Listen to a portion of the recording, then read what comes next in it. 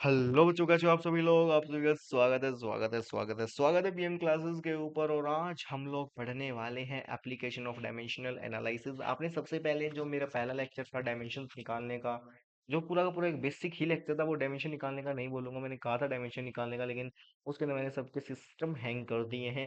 दोस्तों वो वीडियो मैंने पहले रिकॉर्ड करी थी, लेकिन उसमें ऑडियो नहीं आ पाई, तो इसी वजह से मैंने उसको बाद में वॉइस ओवर करा है। कोई दिक्कत तो नहीं है ना आपको? सारे सारे कंसेप्ट समझ में आ गए होंगे। मेरी यही आपसे उपेक्षा है कि आप सभी कर पाएंगे। ठीक है दोस्तों, तो आज हम लोग पढ़ने वाले हैं एप्लीकेशन ऑफ डायमेंशन एनालिसिस। आप इसको बेझिझक लेक्चर नंबर 2 समझकर पढ़ सकते हैं। उस लेक्चर के अंदर शायद हमारा छोटा जी रह गया होगा और दो तीन चीजें रह गई होंगी, जिनकी मैं जल्दी से वीडियो बनाकर डाल दूंगा लाइव सेशन के अंदर या फिर वैसे रिकॉर्डिंग के अंदर। लेकिन आज हम हमारे लिए सबसे ज्यादा इंपॉर्टेंट है एप्लीकेशन ऑफ डायमेंशन एनालिसिस को समझना। पर आप मैंने उसमें फोर्स और एनर्जी वगैरह की बता दी होगी, तो अगर नहीं बताई होगी तो ये लेक्चर के लिए ले रहा हूँ। इस लेक्चर में डिटेल में बात करेंगे। ये जो एप्लीकेशन ऑफ डायमेंशन एनालिसिस है, बहुत ही ज्यादा इंपॉर्टेंट है। इसके अंदर आज हम एक एप्लीकेशन की बात करने वाले हैं, जो कि है to find the dimension of a given constant. हमें गिवन कांस्टेंट का डायमेंशन फाइंड करना है। आप चिंता मत कीजिएगा, मैं आपके लिए हैंड रिटन नोट्स जो कि मेरे द्वारा बनाए गए हैं वो भी लेकर आया हूँ, ताकि वो आपको डिटेल में समझा दें और आपको अपने ऊपर कॉन्फिडेंस आ जाए। दोस्तों, भाई के ऊपर भरोसा रखिएगा, मैं आपको बिल्कुल डिटेल के अंदर कराऊंगा। हेट वेट पैदा मत किया कीजिए, ध्यान से पढ़ा करिए। चलिए शुरू करते हैं आज के इस लेक्चर को। अब जो एप्लीकेशन ऑफ डायमेंशन ये एप्लीकेशन जो है डायमेंशन एनालिसिस की, इसके अंदर हमें जो पहला जो पार्ट है, जो हमारा जो पहला जो पार्ट है, उसमें हमें वो है to find the dimension of given constant. Sorry दोस्तों, to find the dimension of the given constant. इसमें हमें तीन डायमेंशंस निकालने हैं, तीन चीजों के, जो कि इंपॉर्टेंट, जो स्कूल में आपका टीचर कराएगा, और अगर आप इनको सीख लेते हैं तो आपकी वाह वाह वाह वाह हो जाएगी। और इनमें से कोई सा ना कोई सा 5 नंबर का जरूर आता है, खासकर जो पहले वाला कराने वाला हूँ वो वाला। सबसे पहले हमें कैपिटल जी का जो डायमेंशन है वो निकालना है। क्या होता है कैपिटल जी, बताएंगे। उसके बाद हमें प्लैंक्स कांस्टेंट का निकालना है। उसके बाद हमें कोफिशिएंट ऑफ विस्कोसिटी का निकालना है। चिंता मत कीजिए, जिसको इनके बारे में माइनस में भी पता है ना, जिनको इनके बारे में 0% भी पता है ना, जीरो, मैंने माइनस में क्यों बोला, क्योंकि माइनस बहुत ही कम होता है। जिन्हें कुछ भी नहीं पता, उसको भी मैं समझा दूंगा, ध्यान से समझना, लेकिन कॉन्फिडेंस अपने ऊपर, कॉन्फिडेंस रख के पढ़ना है, जब भी समझ में आएगा। तो जो कैपिटल जी है वो है यूनिवर्सल ग्रेविटेशनल कांस्टेंट। अभी ये क्या है, इसको आने वाले समय में अच्छे से पढ़ेंगे, लेकिन अभी के लिए आप याद कर लीजिए, ये है यूनिवर्सल ग्रेविटेशन कांस्टेंट, इसका नाम है। और जो प्लैंक्स कांस्टेंट के बारे में आप जानते होंगे, और जो ये मैंने एन जिसकी पूछ मैंने लंबी खींच दी है, ये कोफिशिएंट ऑफ विस्कोसिटी। इन तीनों के नाम आपको याद कर लेना, चिंता मत कीजिए। जिनको स्पेलिंग की दिक्कत है, यहाँ पे लिख रखा है universal gravitation constant, Planck's constant, coefficient of viscosity. इनसे आप लोग पढ़ सकते हैं। अब इन तीनों के हमें डायमेंशन निकालने हैं, हमें फाइंड करने हैं कांस्टेंट के डायमेंशन। अब आपको सबसे पहले हम अब सबसे पहले बात करेंगे पहले वाले पर, उसको मैं इरेज कर देता हूँ। अब हम सबसे पहले ग्रेविटेशनल कांस्टेंट, जो यूनिवर्सल ग्रेविटेशनल कांस्टेंट है कैपिटल जी, इसको कैपिटल जी से ही रिप्रेजेंट करना है। मैंने पिछली वीडियो में स्मॉल जी बता दिया वो क्या था, ठीक है। तो अगर नहीं पता तो उसको मैं वापस जो बनाने वाला हूँ फुल की फुल सिंपल डायमेंशंस की वीडियो, उसके अंदर बता दूंगा। अभी हम फोकस करते हैं डायमेंशन एनालिसिस के ऊपर। तो यूनिवर्सल ग्रेविटेशनल कांस्टेंट है, इसका हमें निकालना है क्या, इसका हमें निकालना है डायमेंशन। सबसे पहले आपको सोचना पड़ेगा कोई एक ऐसा फॉर्मूला जो कि जिसके अंदर कैपिटल जी आता हो, छोटा जी नहीं आना चाहिए, जिसके अंदर कैपिटल जी आता हो। ठीक है। तो बच्चों, जिसके अंदर कैपिटल जी आता हो, एक ऐसा फॉर्मूला है जो कि आपको याद रखना है। F is equals to G M1 into में M2 अपॉन में R²। ये फॉर्मूला मुझे पता है, मुझे मत सिखाओ। मुझे पता है कि आपको नहीं पता था, इसलिए मैंने इसको लिखवा दिया है इसको। दोस्तों, अब जो इन 3 स्लाइड 2 स्लाइड्स के ऊपर मैं पढ़ाने वाला हूँ ना, ये इतना इंपॉर्टेंट है कि आपके 5 या फिर 3 मार्क्स कहीं नहीं जाने वाले। इनमें से 110% ये वाले चैप्टर में से इनमें से ही क्वेश्चन आएगा। ये मैं नीट के लिए तो है ही है, लेकिन अभी फिलहाल आप फोकस कीजिए अपनी 11th के ऊपर। वो आपके लिए बहुत ही ज्यादा अभी करंट में इंपॉर्टेंट है। तो ये पहला स्टेप क्या है, यूनिवर्सल ग्रेविटेशन कांस्टेंट लिख के दूसरा स्टेप में आपको ये फॉर्मूला लिख देना है। उसके बाद आपको ग्रेविटेशन कांस्टेंट को निकालना है। आपको क्या करना है, जी उस साइड चला जाएगा ऐसे करके, एफ ऊपर आ जाएगा, R² ऐसे आ जाएगा, R² अपॉन में M1 M1 इंटू में M2। ठीक है, अभी मैं दिखा दूंगा, रिटर्न भी दिखाऊंगा। तो आप स्टेप्स को फॉलो करते रहिए। ये था हमारा पहला स्टेप, ये था हमारा दूसरा स्टेप, और ये है हमारा तीसरा स्टेप। जिसके अंदर मेन ये भी थोड़ा इंपॉर्टेंट है, ये आपको ना देखो मैं स्पेशल मार्क इसलिए कर रहा हूँ क्योंकि ये बहुत ही ज्यादा इंपॉर्टेंट है। तो ये ग्रेविटेशन कांस्टेंट का फॉर्मूला फाइनली निकल कर आ चुका है। सबसे पहले हमें देखो, मैं थोड़ा सा रिपीट करते हुए चलूंगा, मेरे को कोई जल्दी नहीं, मेरे को कहीं नहीं भागना। ठीक है, हमें सबसे पहले ये सोचना है कि किसके अंदर कैपिटल जी आता है, वो हमने फॉर्मूला लिख दिया है, F is equal to G M one into M two upon में आर स्क्वायर। ये मत सोचना क्या क्या होता है, सब कुछ बता दूं, चिंता मत करो। एफ मतलब फोर्स, जी यूनिवर्सल ग्रेविटेशन कांस्टेंट, मतलब मास, मतलब रेडियस। ठीक है, ये बातें आपको याद रखनी है। मैंने आपको बेसिक लेक्चर में बता दिया था डायमेंशन कैसे निकालने, और कुछ बच्चे अभी तक तो डायमेंशन के बारे में ये पहला चैप्टर भी खत्म करके आ चुके होंगे कहीं ना कहीं से। ठीक है, आपको क्या करना है, नेक्स्ट स्टेप क्या होने वाला, अब आपको यहाँ पे सबके डायमेंशन पुट करने हैं। डायमेंशन पुट करने के लिए आपको क्या करना है, मैं आपको एक बार बता देता हूँ। एक बार स्लाइड सेंड हो गया, कोई दिक्कत की बात नहीं है। एक सेकंड आप मेरे को वेट दीजिए, बस आप मुझे एक सेकंड दीजिए। तो अब आपको क्या करना है, अब आपको बहुत छोटी सी चीज करनी है जो कि बहुत ज्यादा इजी है। अब आपको यहाँ पे सबके डायमेंशंस को पुट कर देना है, आपको यहाँ पे सबके डायमेंशंस को पुट कर देना है। फोर्स का मैंने आपको बताया था, जी लिख के यहाँ पे फोर्स को आपको लिखना है। अगली अगली स्लाइड पे चलते हैं। अब आपको यहाँ पे जी लिखना है। फोर्स का क्या था, फोर्स का था एम एल टी -2 इंटू में आर स्क्वायर था ना। आर स्क्वायर क्या है, एल का स्क्वायर, रेडियस ही तो है एक। रेडियस क्या होती है, एक लेंथ ही तो होती है, तो रेडियस क्या होगी, एल स्क्वायर होगी। अपोन में क्या था, एम वन इंटू में एम टू, एम यानी कि मास। आप ना ऐसे ब्रैकेट लगाना ना भूले, मैंने पिछली वीडियो के अंदर कहा था, अगर मैं ब्रैकेट लगाना भूल रहा हूँ तो उस पर गौर ना कीजिए। हर डायमेंशन लिखने के बाद ऐसे आपको ब्रैकेट लगाने हैं, वरना स्कूल वाली नंबर काट लेगी, या स्कूल वाले टीचर नंबर काट लेंगे। तो आपको ऐसे टाइप कर देना है। अब आपको काटने का काम करना है। एक एम से एक एम चला गया, एक एम रह जाएगा, तो ये क्या हो जाएगा, ये ऊपर चला जाएगा। दोस्तों जहाँ पे समझ नहीं आ रहा आप मुझे बता देना, मैं डिटेल में पढ़ाने की आपको 100% कोशिश करने लग रहा हूँ। एक बार वापस रिपीट कर दूंगा, जब मैं आपको रफ वाला अपना जो लिख के लाया हूँ वो पढ़ाऊंगा। अब ये ऊपर चला जाएगा, ऊपर चला जाएगा तो आपको ये पता होगा, मान लीजिए ऐसे लिखा हुआ है, और मान लीजिए ये कोई चीज है, ये मान लीजिए एल लिखा हुआ है, तो ये ऊपर चला जाएगा, क्या हो जाएगा, L-1 हो जाएगा, क्योंकि ये ऊपर गया है। तो इसी प्रकार जो एम है ये ऊपर चला जाएगा। इसको मैं मिटो देता हूँ साइड में से, ताकि आप इसको नोट कर पाए। इसको मैं हटा देता हूँ।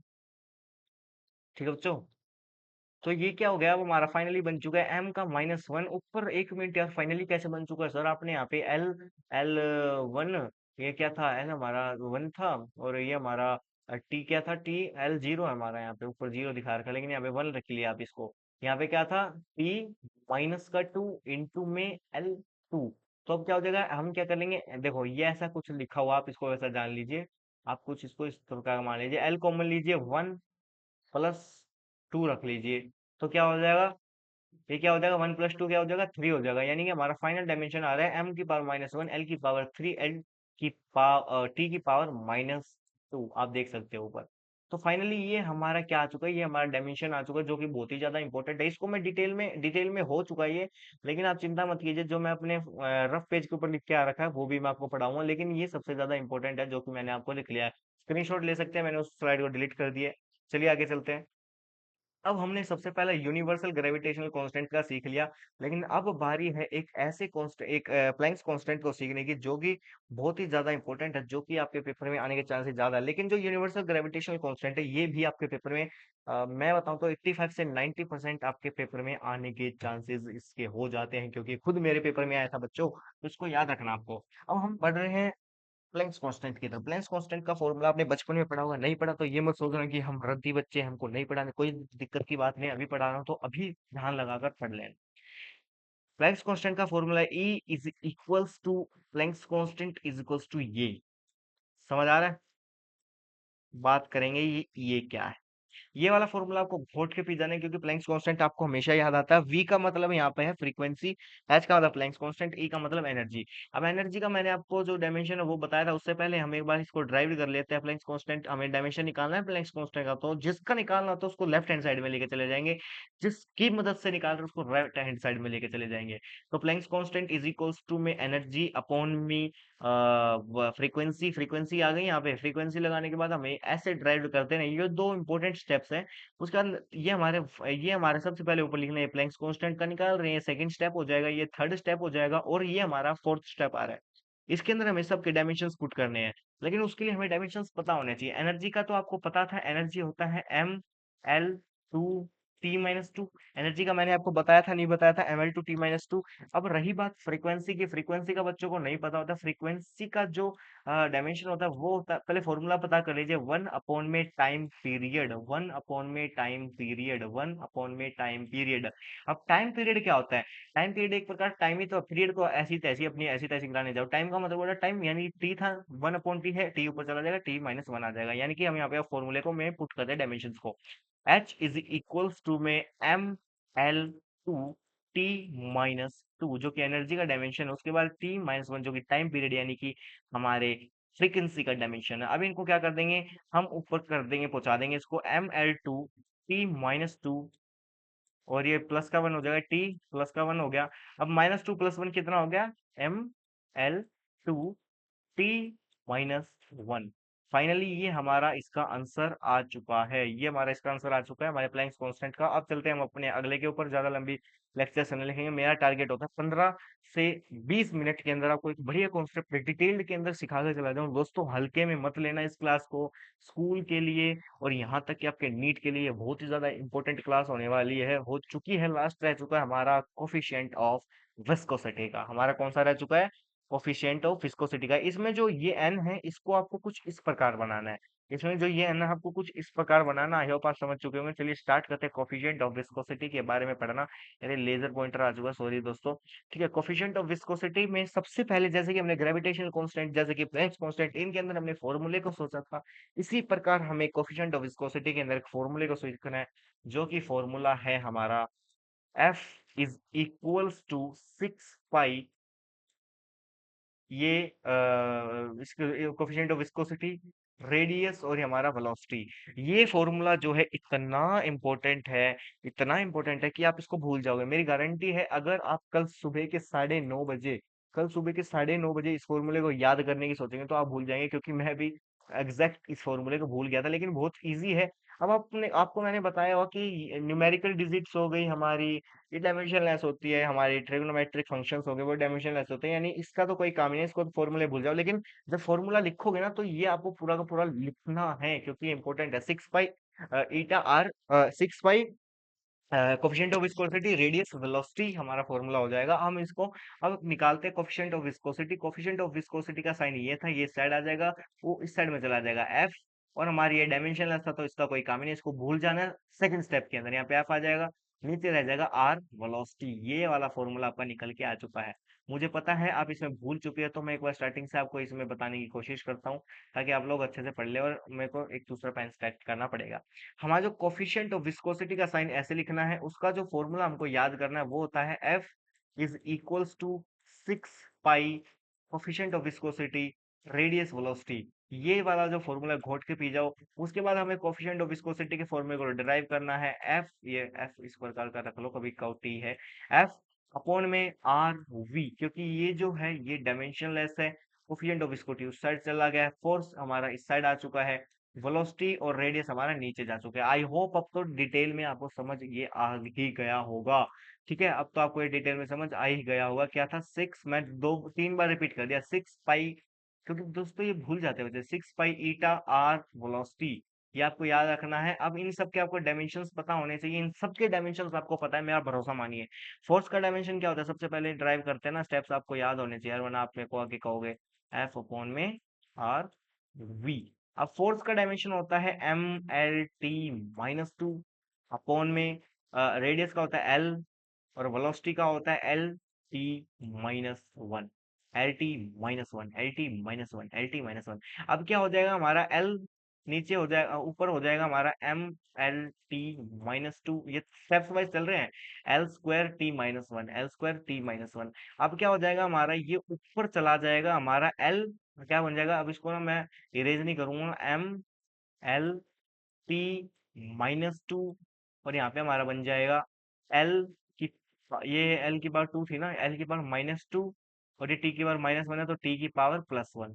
तो हमारा हो जाएगा, इसको आपको सोल्व करना है, कैसे करते हैं अभी सीख लेते हैं। यहाँ पे क्या था, यहाँ पे 1 था, 1 -2 क्या हो जाएगा, माइनस का 1, एम, एल की पावर -1, टी की पावर माइनस का, तो आई थिंक सो गलत हो गया, एक मिनट रुकना, एल की बार वहां पे -1 थी, एम एल टू टी -2 था ना, फोर्स क्या था, M L T T -2 upon में एल एल टी -1 अपॉन में एम एल टी, ये था।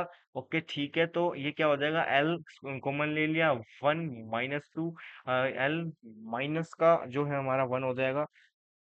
ठीक है, तो सही चल रहे हैं, मेरे को थोड़ा सा एक बार चेक कर रहा था कभी गलती ना कर दें। तो टी यहाँ पे कॉमन ले लेंगे, -2 + 1 कितना हो जाएगा, -2 + 1 हो जाएगा -1, -1, -1, -1, -1, -1 हो जाएगा। क्या यार बंदो यार, क्या बात, 1 मिनट रुक जाओ, मैं तो चेक कर रहा हूँ, मुझे गलती सी लग रही है यहाँ पे, तो मैं चेक करता हूँ। M L T T -2 L square upon में एल टी -1, अब क्या हो जाएगा हमारा M L minus M L, 1 minute है ना, मैं भी चल गया हूँ। एक सेकंड, इसको ना यहाँ से डिलीट करते हैं, ये वाला स्टेप जो है इसका डिलीट करते हैं। ठीक है, चलो, एम एल टी टी -2 हमारा सही है। हमें क्या लिखना है, एम एल टी माइनस का 2 इंटू में नीचे आ जाएगा एल का स्क्वायर टी की पावर -1, टी की पावर -1। जी हाँ, ये तो हमारा सही है, एल का स्क्वायर टी की पावर -1।